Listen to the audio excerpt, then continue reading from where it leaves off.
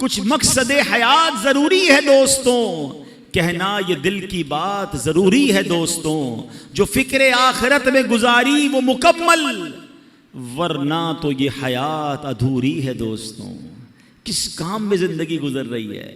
ایک بات یاد رکھیے، ہم میں سے کوئی یہاں 15 سال، کوئی 20 سال، کوئی 30، کوئی 50، کوئی 60 سال کا بھائی بیٹھا ہے، لیکن غور کیجئے، کبھی ہم نے غور کیا، معلوم کرنے کی کوشش کی مجھے دنیا میں بھیجا کیوں گیا ہے؟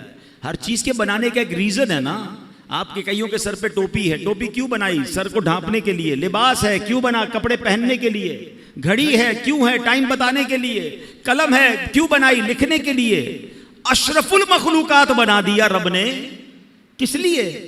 پتہ ہی نہیں ہے کہ میری تخلیق کا، مجھے بنانے کا مقصد کیا ہے۔ اور ایک اور سوال میں کرنا چاہوں گا، آپ کے جیب میں قلم ہوتی ہے، جب تک لکھتی ہے کہاں رہتی ہے؟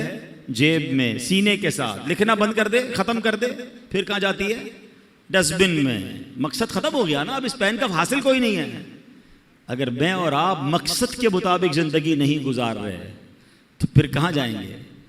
غور کیجئے نا، ایک طرف تو اشرف المخلوقات ہمیں کہا جا رہا ہے، مگر یہی بندہ جس مقصد کے لیے سے بنایا گیا، اول تو کئیوں کو مقصد ہی نہیں پتا، اور اگر معلوم ہے تو کیا زندگی اس مقصد کے تحت گزر رہی ہے؟